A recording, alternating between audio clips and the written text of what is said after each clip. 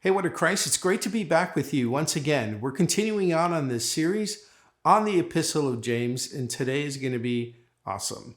This is week 18, and Rose is back with us. We're going to be looking at a principle that maybe if you just started on your walk in this grace and understanding of this grace, you've asked yourself this question, and that is, how does faith and works coexist together? And so many will say why does the scripture tell us that we're saved by faith, but it also tells me that faith without works is dead? How does that work? How do these two things mesh? And this week we take this on, and I know that you're going to be blessed by it, and it's going to be bring freedom to you. So Rose is with us as we look at these principles and this understanding. Don't forget, we'll be back at the end of this teaching. We're going to recap this and leave you with some points that you can meditate with you. We're excited for you to talk about this with your group and with your family and to really unpack this and discuss what this means for you. God bless you, family. We'll see you on the other side of the teaching. Hello everyone and welcome back to the book of James study. My name is Rose Ramandi, and today in this video we are going to take a look at the verse that actually personally puzzled me for a long time until all of a sudden I had the revelation, and hopefully this video is going to be eye-opening for you as well. And that's the verse mentioned in James chapter 2 and verse 20 that says, faith without works is dead. If you have studied the book of Galatians, for example, or the book of Romans, you know that the Apostle Paul told us multiple times that it's not by work, it's by the grace. And all of a sudden you come to the book of James and you see that it says, okay guys, it's not the faith without works is dead. And then you go, okay, now I'm confused, because all of a sudden you see some kind of contradiction that is happening in these scriptures together. But here's the thing. One thing that I realize is that we have to read in the context in order to be able to identify or redefine the words that they have used, because the word work can have different meanings in different contexts. Okay, so for example, let's just use it just give you an example of like our day-to-day life. So for example, you go, oh, I go to work every day. So that word work means a job that you have. Or you can say, I've been working cleaning the house. So that word work means cleaning the house in the context that we are talking here. So that's why when we read the Bible, we have to be careful what definition that specific word is carrying in accordance to the context. So today we are going to take a look at the group of scriptures. We are going to take a look at the James chapter 2 from verse 14 all the way to the end of chapter 2 to understand this concept. So before we take a look, let's just see what James is concluding. Starting verse 14 in James chapter 2, he's bringing multiple examples that we are going to take a look at, a couple of them, multiple examples to help us understand that faith without work is dead. Okay, so that's how, it's the whole book of James. It's helping us to understand how faith can be fruitful in our lives and how it can bring some results into our lives. So we all know it's by faith, but at the same time, we all know that there was a time that we thought we have the faith, and probably maybe we were right, but we didn't see the fruit of the faith we thought that we had. So here, excuse me, in these scriptures, we are going to see what happened. Excuse me. So what happened in these scriptures why is it that faith did not produce that fruit that we were looking for? So for example, let's go to James chapter 2 and look at verse 20. Okay, you know what? Let's take a look at verse 22 first. James 2 verse 22. It says, do you see that faith without let's just read it again. Do you see that faith was working together with his works, and by works faith was made perfect? Okay, that's the first thing we have to understand, that faith has to be made perfect. Okay, now let me just share my screen here. Best time here to share my screen here. Now, what are we seeing? Let me just change my color here. So therefore, here what we see here, James says there is a faith, but something causes the faith perfected. Okay, so we do have faith, but James is telling us that is just having a faith is not enough. The faith is supposed to be perfected. And what causes the faith to be perfected, James says, it's works. So today we are going to define this works. What is the work that James is talking about? And we are also going to see why is it so important that this work has to be added to faith in order to make the faith perfected. So now, that's number one. That's the one thing that we needed to realize here. That number one, that faith needs to be perfected. So do you see here? We do have the beginning of the faith. I'm going to use a black color. So we have the faith. Faith starts somewhere, but faith is perfected or ends in a certain place. So when we say the word end, we are not talking about finished, gone. We are talking about perfected. It's the end of the faith. Okay? So therefore, there is this journey. So many of us started in the faith, but the faith did not come to the perfection. Actually, the faith died along the way. Okay, so let me show you here. Let's go to verse 26.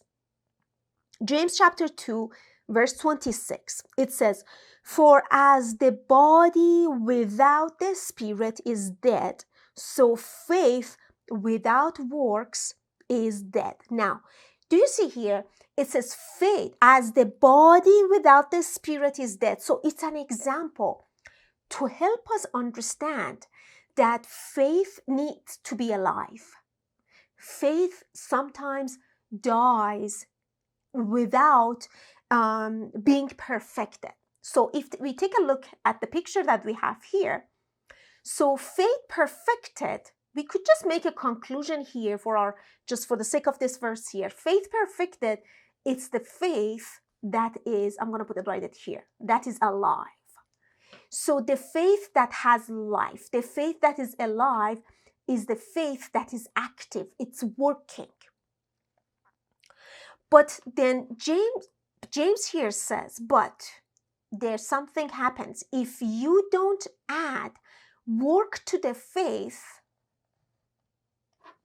I'm going to say no works, faith dies.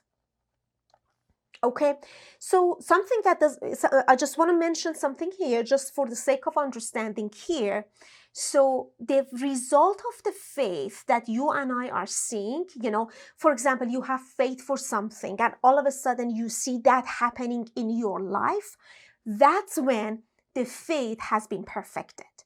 So the faith that is perfected is actually when you see the result. When you see the fruit of it, when you see the fulfillment of what you believed. Okay, so I'm just going to write it down here. If you just start here, and many people say it, oh, I had faith, but it didn't happen. Do you know what shows me? It shows me that they had faith, but their faith died along the way and it never come to the fulfillment. So it's not a condemning thing, it's just a revelation kind of thing that we are seeing. How many times you were sure that you had faith, but you didn't receive what you believed for, right? So I'm there. That happened to me a lot of time. But James is giving us an example, helping us to understand. If you think you had faith, that's awesome. You started it. But this faith in you, it didn't go to the next level to be alive and produce the fruit. Somewhere along the way, faith died. Okay? So that's why, number one, before we get to the understanding of what this work is, obviously, it is something so important. I want you to take a look at this picture here. If work makes the faith alive and brings faith to the perfection and causes you to receive the result of the faith, so this work has to be really important to understand and know, because I believe this is where we all struggle, if I want to put the word struggle here. This is where we all have we wander around a lot in our lives, thinking, let me just come to the screen, thinking that I had faith, so why is it didn't happen, right? And today, that's the answer that shows you why it didn't happen. So that's why this work is really important. If we just get this work, then we understand how to keep the faith alive. And let me just say it.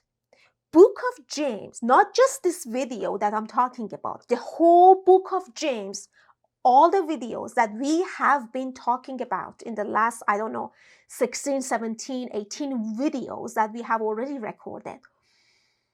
Every single message that James has for us, using all the different examples, is to help us add this work to the faith so that faith can eventually bring that fruit.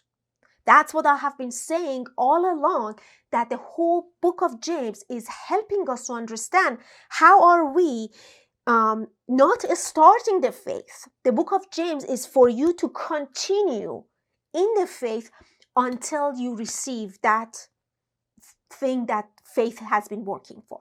So this video specifically will be focused on the work, though, to understand what it is. So far we understood, let me just bring my screen back here. So far we understand that this work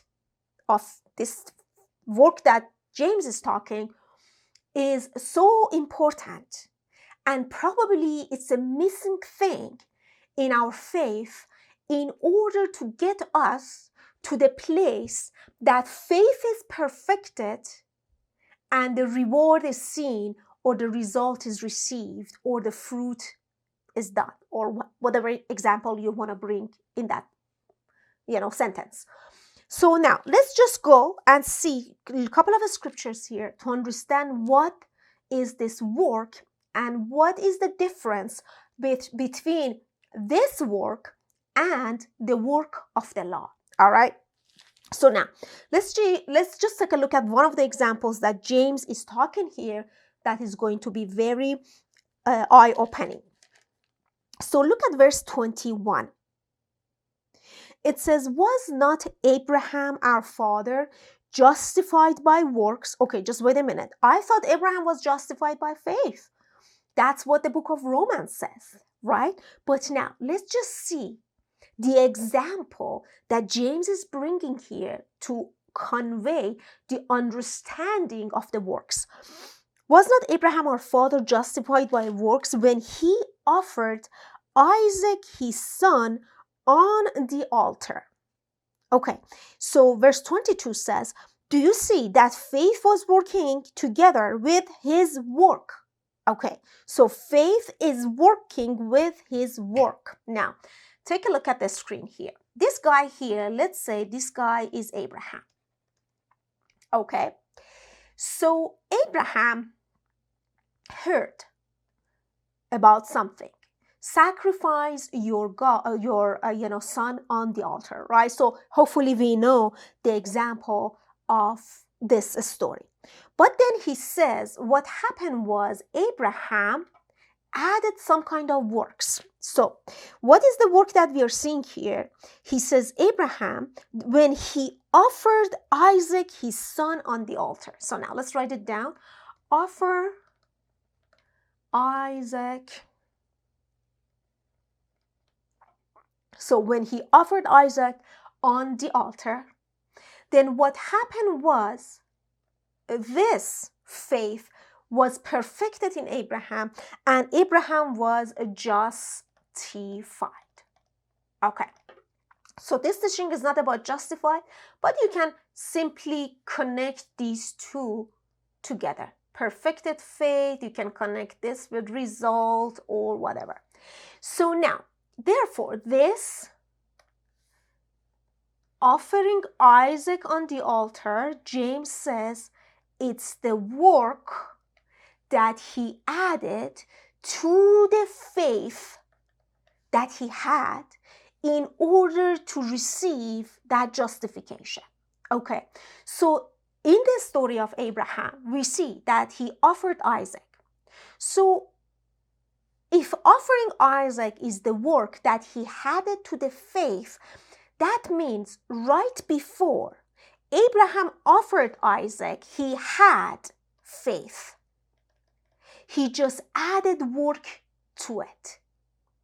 So what was the faith that he had that he eventually offered some kind of a work to it? Let's go together to Hebrews chapter 11.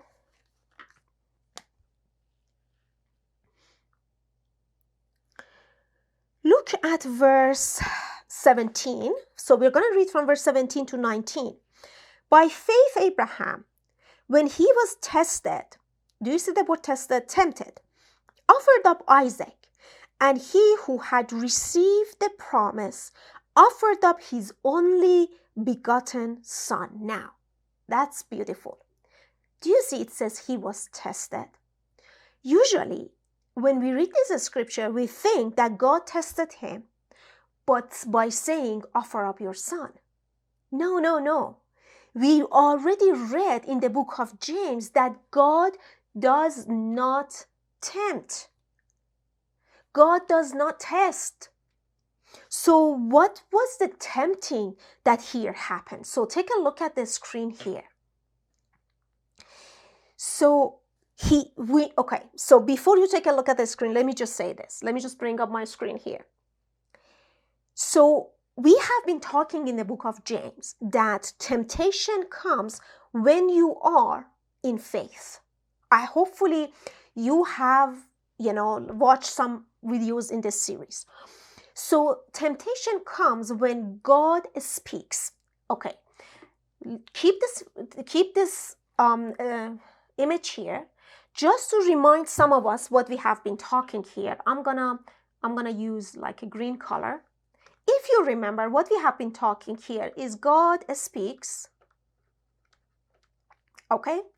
Then man hears, okay? Then man believes, okay? And then two things can happen. One, death. One, life. Why? Because when man believes, temptation comes. Actually, the better way of writing this is this.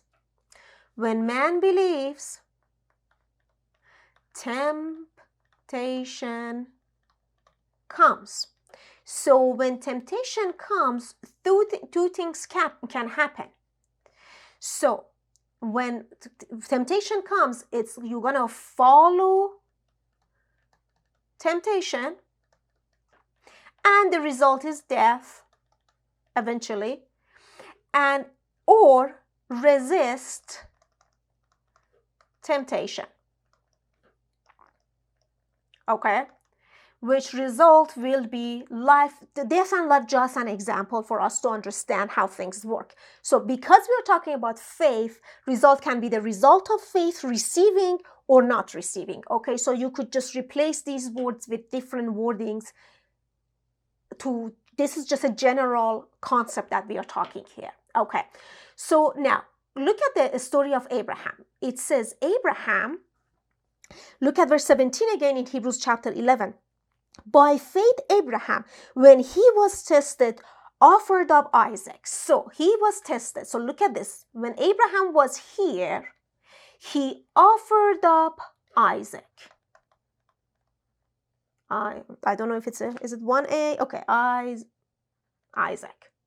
So that means if Abraham was tested, Abraham had believed. And if Abraham had believed, he had heard. And if he had heard, that means God had spoken. So do you see here where he is in the process? So God spoke something. Abraham heard it. Abraham believed it. And all of a sudden, the temptation came. What was the temptation? The temptation is always against what God said. That's it. Temptation is always against what God said. So Abraham believed what God said, but all of a sudden temptation came so that temptation can get him to a way that is away from what God said. Okay? So therefore, looking at the story here, it says, when temptation came, he offered Isaac. So God told Abraham, offer Isaac. Temptation came and said, don't offer Isaac. I'm just trying to make this simple. If it's against what God said, offer Isaac. Temptation came and came in opposition in what God said. So God, for example, in this story, God said, offer Isaac. Temptation came and says, oh, you know what? No, how do you want to offer Isaac? He's the promise. You can't be right. This is not God. God doesn't speak like this. God doesn't ask you to do these things. And all this stuff came as a temptation in order to tempt Abraham to not offering the Isaac, the son, and not doing what God asked him to do. So now, the beautiful story here. So do you see? He believes, I'm going to put the same color so we know the process here. He believes, that means he had faith. Now I'm going to change my color. Okay. He offered Isaac.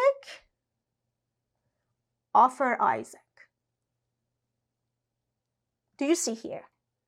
He offered Isaac, but look at where he is in the blue picture. He offered up Isaac when temptation came not to offer. So James tells us this is called the work. I just noticed that you guys don't see some of the stuff on this side. Okay, so therefore, this is the work, not the word, the work. This is the work that is talking here in the story. The work that was added to the faith and eventually caused the faith that Abraham believed, it comes to life or into this fulfillment of it. So basically, the work that our brother James here is talking about is the work that you add to your faith when temptation comes. Okay, so do you see, there is a time that you start the faith, but this faith has to be perfected, and that means you have to add some kind of work to it. Therefore, this work is called the work of faith, not the work of the law. Okay, so let me just go here up again And I want to write to you another image in order for us to help us understand. So we have a work of the law, okay? We have the work of faith. That's what James is talking about. The work of the faith, it's what James says. The work of the law, it's what Paul says, don't do it. So what's the difference? Okay, I don't want the line. So what's the difference between the work of the law and the work of the faith? Simple. Let me just explain to you in a short sentence instead of going to hours of teaching, which we need it. But let me just say it short for you, summarize everything. Work of the law is this: do to get. That's work of the law. So you do whatever that you can eventually get it. Paul comes and says, guys, this is not of grace. If you do to get, you are getting your wages. And the grace of God, it's a gift. God doesn't give you things because you do things. God gives you things because it's the gift of God. So that's the concept of the work of the law. But on the other hand, the work of the faith means you do because you believe. Do because you believe.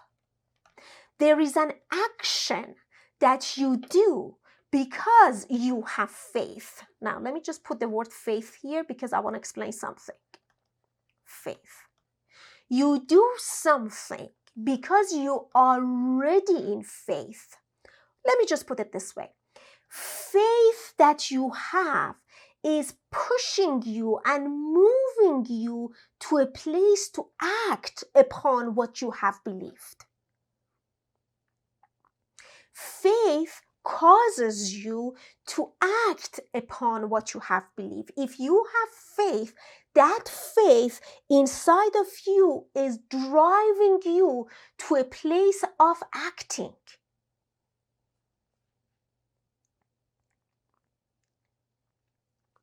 Okay? So acting in something. So now, let's go back to the story of Abraham here and go back to Hebrews chapter 11. We read verse 17, and verse 17 says, let's read it again. By faith, Abraham, when he was tested, offered up Isaac, and he who had received the promise offered up his only begotten son. Okay, just one thing in the bracket. The word by is not in the original language. And what you have is the word faith and the word Abraham. And every time you have two nouns together like faith, Abraham. So what we say, it says faith of Abraham. So faith of Abraham caused him to offer up his son. Okay? So it's, even though the word you can say by faith, but I want you to bring that understanding that it's the faith that caused Abraham to offer up his son. Okay? Now look at this, verse 18. Of whom it was said, in Isaac your seed shall be called. Okay, so do you see? Isaac was the one that God had already said, he's the one. But then all of a sudden God comes and says, you know what, you have to offer him. Now see what caused Abraham to make that work. Verse 19 says, concluding. Who concluded? Abraham. Abraham concluded that God was able to raise him up even from the dead. Wow. Look at the screen here. If you look at the screen here, it says, now our brother is standing here. Now let me use like a different color in order so we can see it. I'm going to use green. So this is Abraham. Okay? Abraham is standing here. Temptation comes. He wants to receive that promise that was given, but then there is this temptation.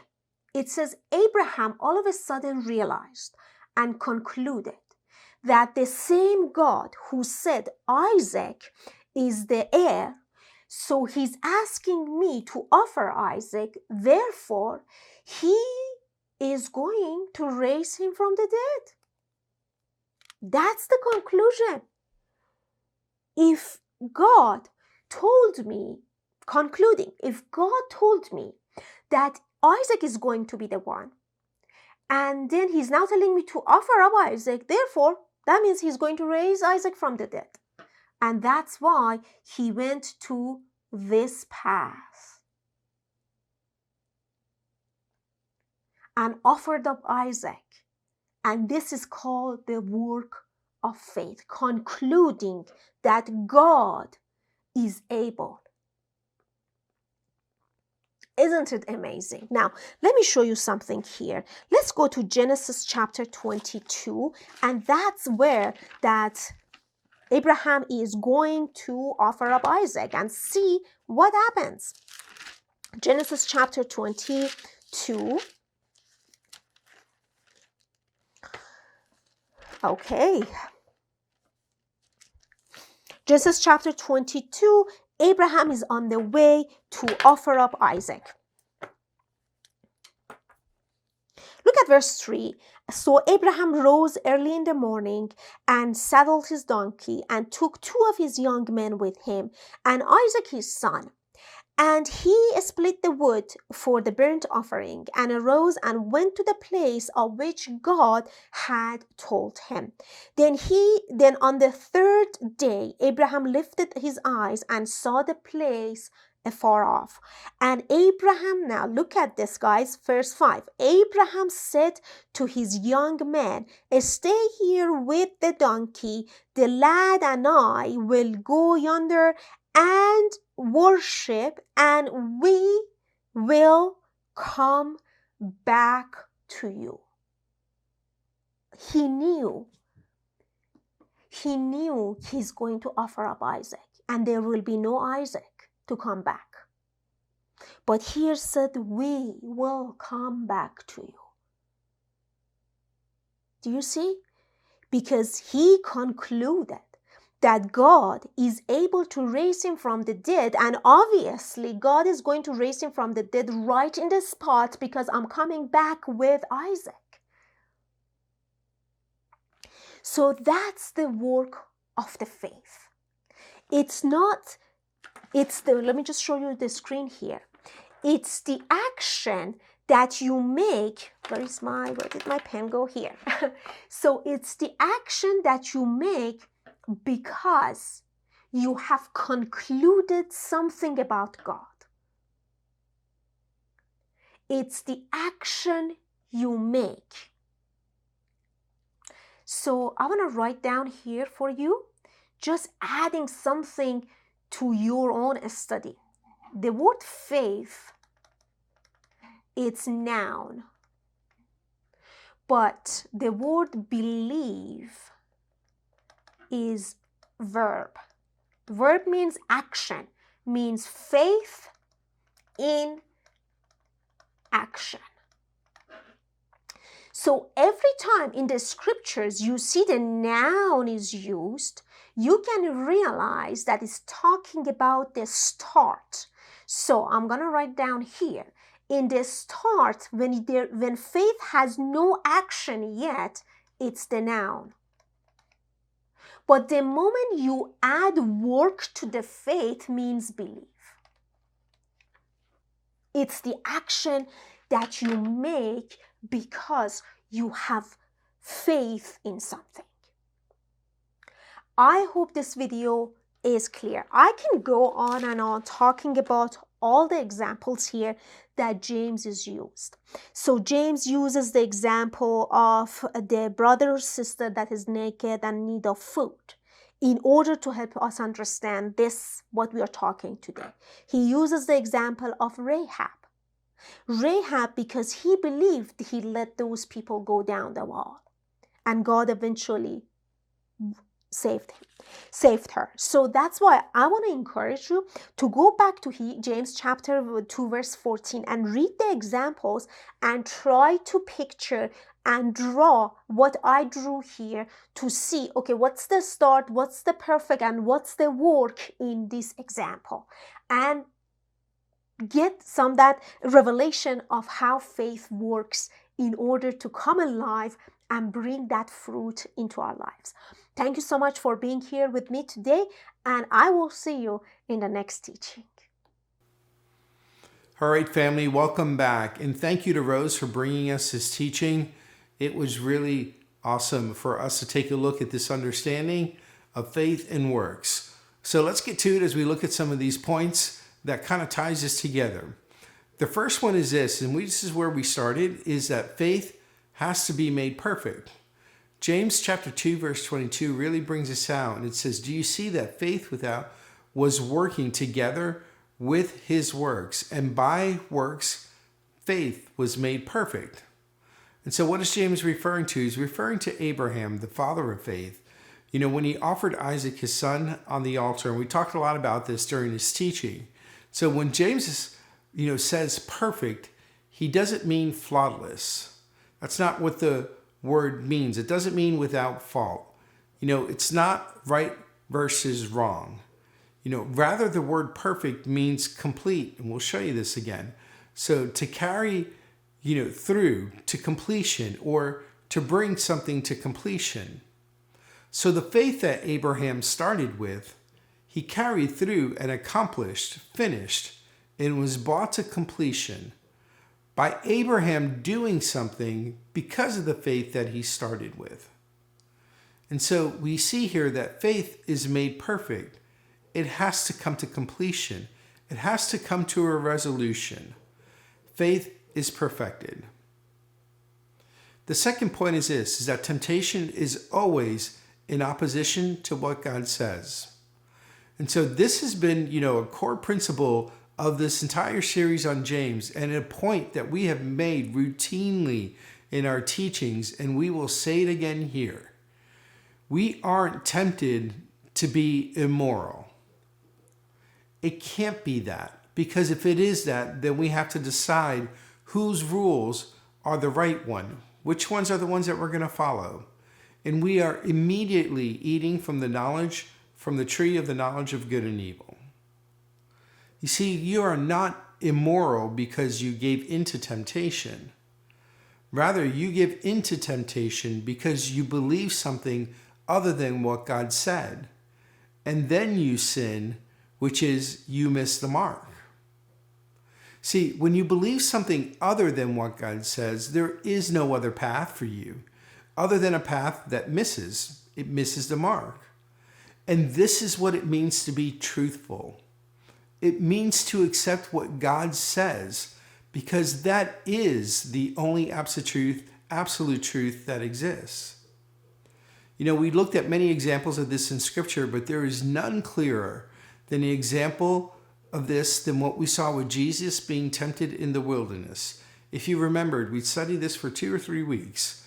It said, the voice that we saw, Jesus was baptized, and the voice of the Father comes down and says, you are my beloved Son in whom I am well pleased. And Jesus hasn't even done anything yet. He's not done anything. He's not earned that affirmation from the Father in any way. But the Father affirms him and makes that declaration. And what happens? Immediately following, he's in the wilderness being tempted. And his temptation starts with, if you are the Son of God. Why? Why is that? Because temptation is always in opposition to what God says to us and about us. Let's move on to the third point. And that is this, is that the work of faith is the action you add to your faith when you're tempted to believe something other than what God says. So we've seen this fork in the diagram that we've shown on the whiteboard a few times.